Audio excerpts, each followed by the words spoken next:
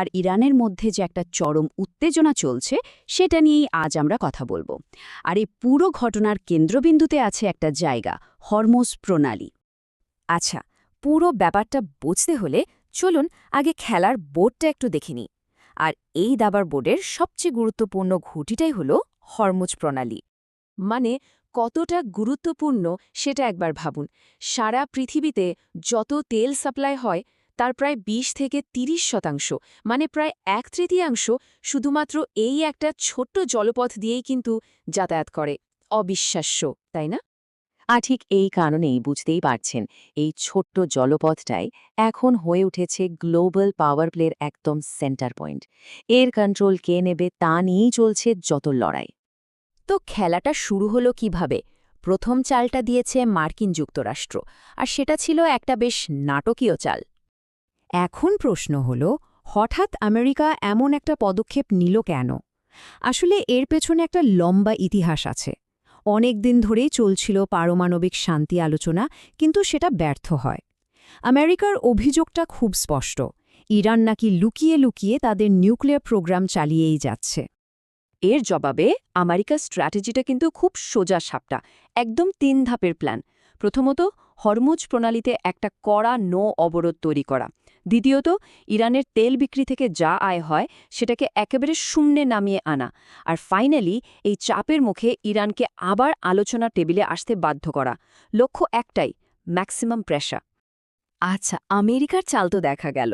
এবার দাবার বোর্ডের অন্যদিকে তাকানো যাক। ইরান এই চালের জবাবে কি করল? ইরানের প্রতিক্রিয়া আসতে এক মুহূর্তও দেরি হয়নি, আর সেটা ছিল খুবই কড়া। তারা সাফ জানিয়ে দিয়েছে, এই অবরোধ মানে সরাসরি যুদ্ধ ঘোষণা করা।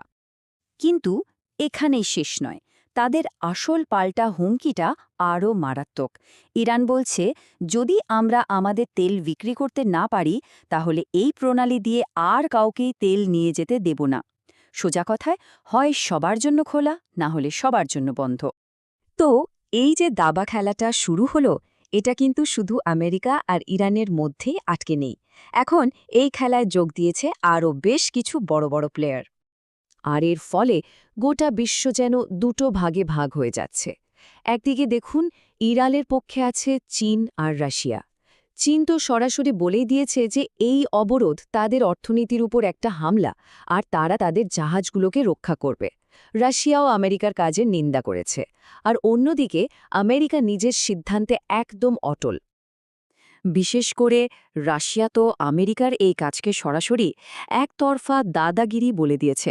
মানে বুঝতেই পারছেন তারা কতটা শক্তভাবে ইরানের পাশে দাঁড়িয়েছে।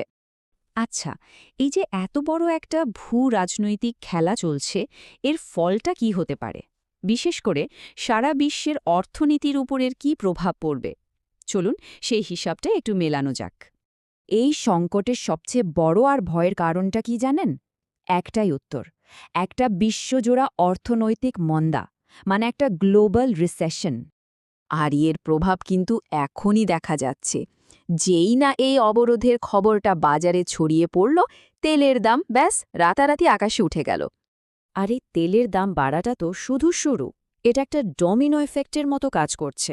একটা ঘুঁটি পড়ছে আর তার ধাক্কায় বাকিগুলো পড়তে শুরু করেছে। ভাবুন, তেলের দাম বাড়ল মানে সবকিছুর পরিবহন খরচ বেড়ে গেল।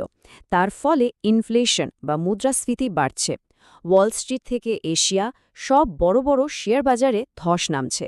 আর যারা বিনিয়োগকারী তারা তো ভয়ে টাকা সরিয়ে সোনা বা ইউএস ডলারের মতো সেফ জায়গায় রাখছে।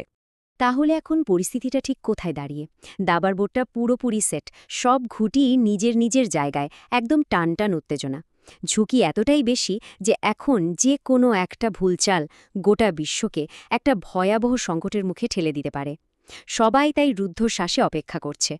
এখন দেখার বিষয় একটাই, পরবর্তী চালটা কে দেবে।